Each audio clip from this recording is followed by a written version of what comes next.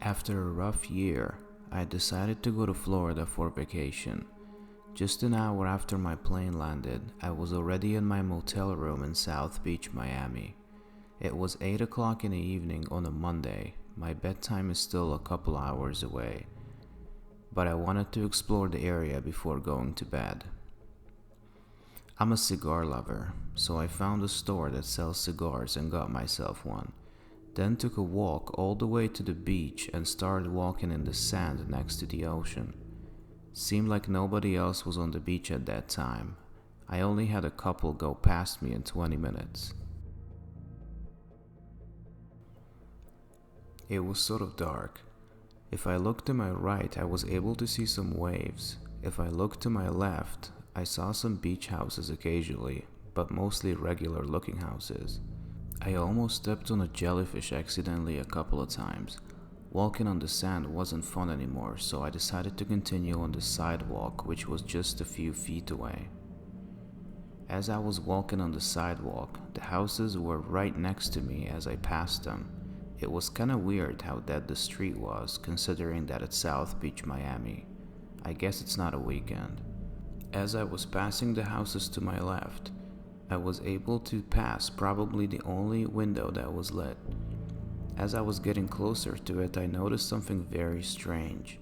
I was able to see inside the room, and I saw about 7 to 8 people in black suits standing in a perfect circle.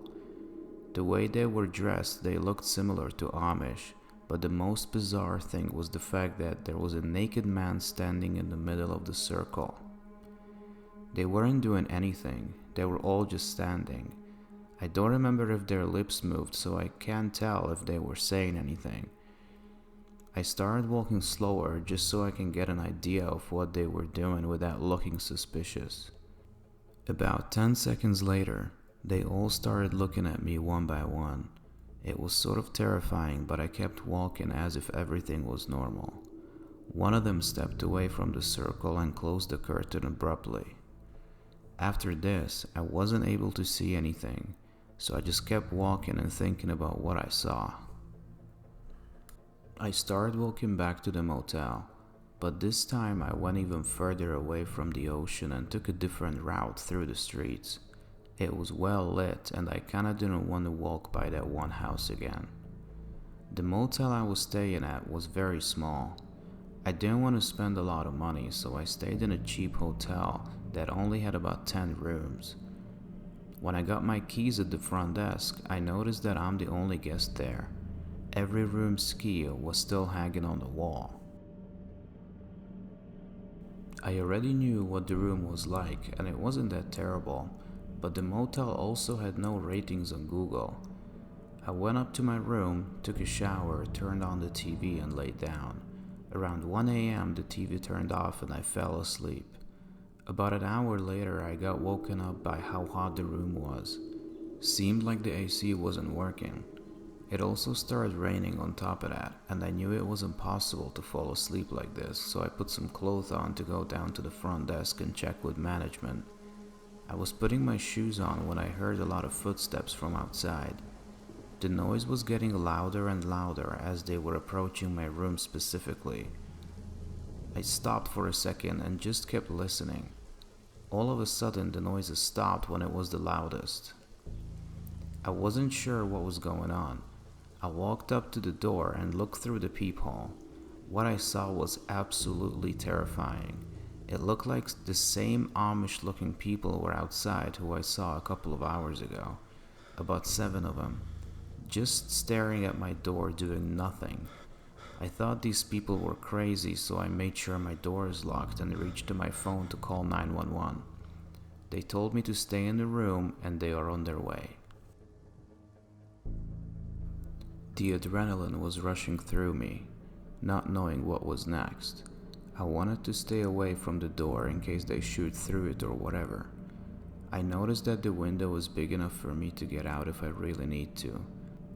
I opened it just in case, but I wanted to stay in the room just as the officer advised.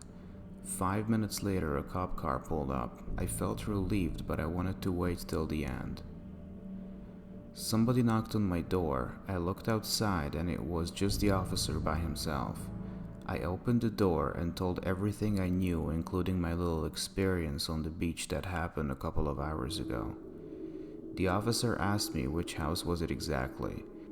I didn't know the exact address as I was just walking there, but I told him it was about a mile away. He wanted me to get in the car and show him exactly. So that's exactly what I did. Once the officer knew which house it was, he said, I asked him, "Did you guys ever have any issues at that address?" He responded with a question, "What day are you leaving?" I told him in 5 days. The officer said, "You might want to leave as soon as possible." I said, "What? Why?" The officer said he can't disclose any ongoing investigations with me, therefore he can't give me any information right now, but if he was me, he would leave as soon as possible for my safety.